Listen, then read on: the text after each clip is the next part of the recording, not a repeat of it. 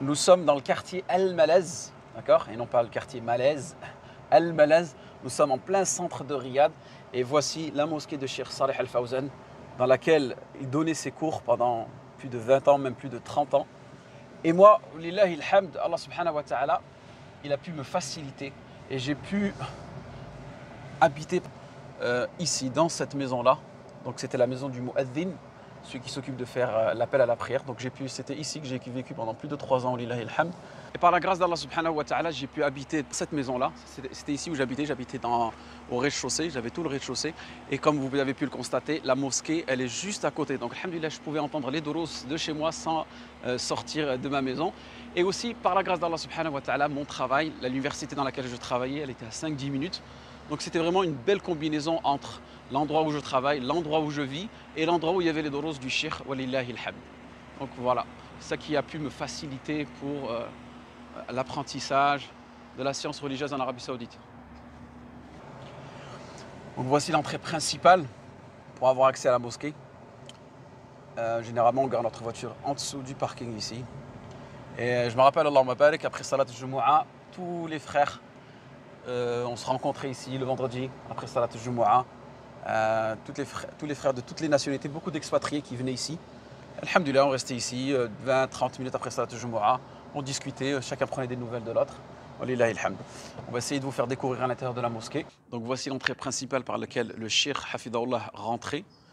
Et généralement, tous les étudiants, après le dars, se mettaient ici et attendaient le Cheikh s'ils avaient des questions, on va dire, assez personnelles à poser au Cheikh. Et le Cheikh, après, il repartait par ici. Walillahi alhamd. Et moi, comme je vous ai dit précédemment, regardez, j'habitais juste là, à cette maison-là, par la permission d'Allah subhanahu wa ta'ala. Donc le dars, l'haut-parleur il est au-dessus et je pouvais entendre directement de ma maison. Donc par la permission d'Allah subhanahu wa ta'ala, je vais vous faire découvrir la mosquée de Cheikh Saleh Al-Fawzan, dans laquelle j'ai pu étudier pendant plus de 7 ans, walillahi alhamd. Donc quand j'étais venu en Arabie Saoudite, j'étais arrivé en 2009. 2009, j'étais dans le sud de l'Arabie, à Jizan. J'avais pu étudier avec Cheikh Zayd, rahimahullah. Et en 2010, je suis venu pour la première fois dans cette mosquée. Donc je vous fais visiter rapidement.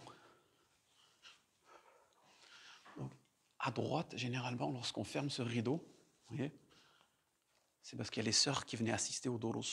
Les femmes, les sœurs, venaient avec leurs enfants. Donc il y avait ces 2 pièces-là réservées aux femmes pour pouvoir assister au doros en direct dans la mosquée du Cheikh. Et ici, je me souviens, c'était magnifique. C'était tous les lundis et tous les jeudis, tous les étudiants, ceux qui jeûnaient ces jours-là, eh bien, ils partageaient le iftar ensemble. On avance un peu.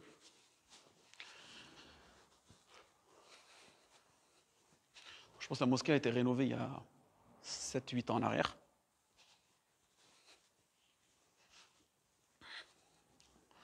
Donc, généralement, quand il n'y a pas de doros, le micro, il est déplacé ici, d'accord, pour que les personnes du quartier puissent prier tranquillement.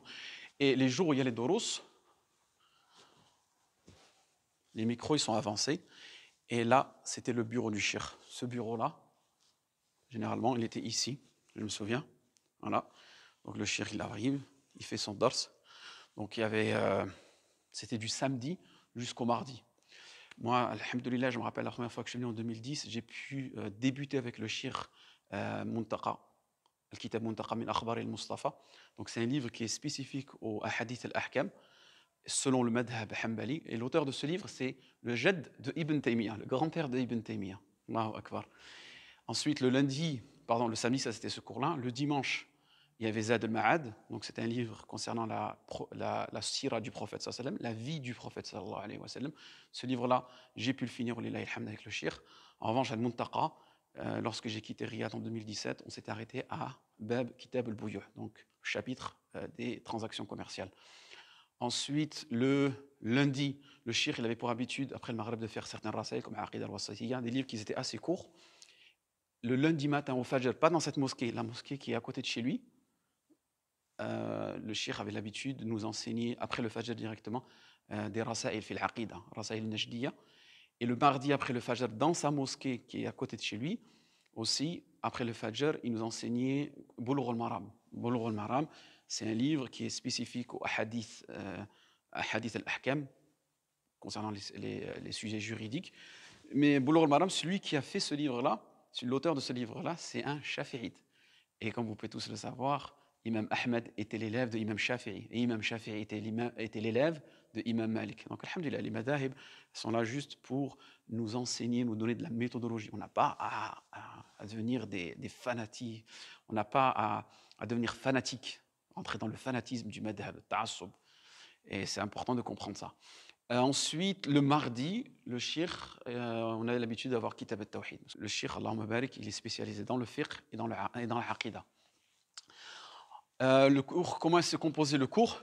Généralement, comme je vous avais dit, moi, alhamdoulilah, j'habitais à côté, donc j'habitais pas loin du Dars, vu qu'en plus j'étais le voisin du shir, comme je vous avais dit. Donc, après l'Asr, généralement, il faut venir s'installer ici pour réserver sa place, parce qu'il y a des tollab qui viennent un peu partout de tout Riyad, plus les tollab al-Jami'at al-Islamiyya, Jami'at al-Imam, pardon. Voilà, donc après l'Asr, il fallait venir ici pour réserver sa place, pour être sûr de ne rien rater. Et je ne sais pas s'il y avait encore, il y avait des frères, Allah Mabarak, qui venaient avec leurs enfants. Et leurs enfants, je me rappelle, ils distribuaient des petites feuilles sur lesquelles on pouvait écrire les questions au shir. Je ne sais pas s'il reste des... Voilà.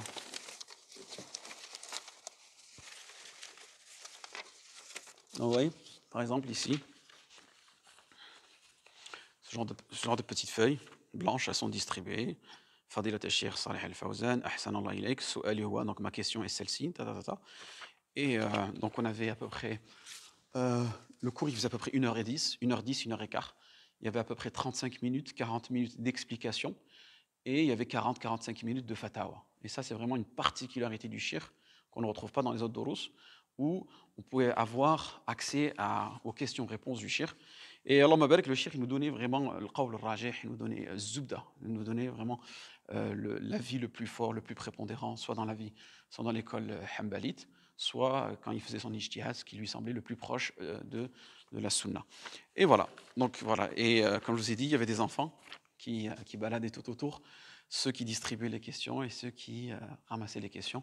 Ensuite, les questions, elles venaient, elles étaient triées ici par Cheikh Nasser. Cheikh Nasser, il était ici, il triait les questions les plus pertinentes, les plus importantes, il les gardait de côté.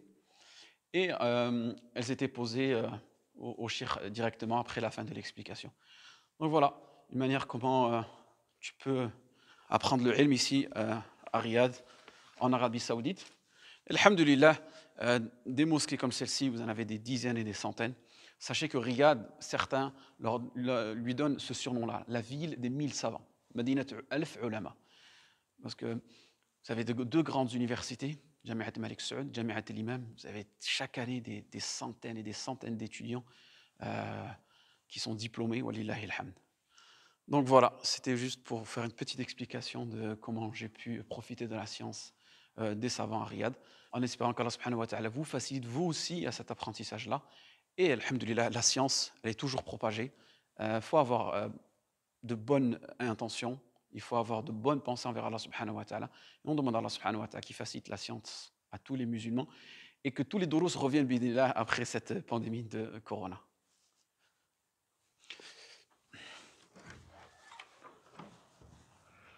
Donc voilà, c'était la petite visite express, rapide, en espérant que c'était pas trop nostalgique pour certains frères. Je sais qu'il y a beaucoup de frères à l'Amabane qui assistaient, des frères de France, des frères d'Angleterre, des frères des États-Unis, de tous les pays du monde. Allahumma barak, c'était vraiment un endroit où on se retrouvait, tous les expatriés de Riyad, on se retrouvait dans ces doros pour prendre des nouvelles l'un des autres. Et il y avait une petite micro-communauté entre nous, tout autour de cette mosquée.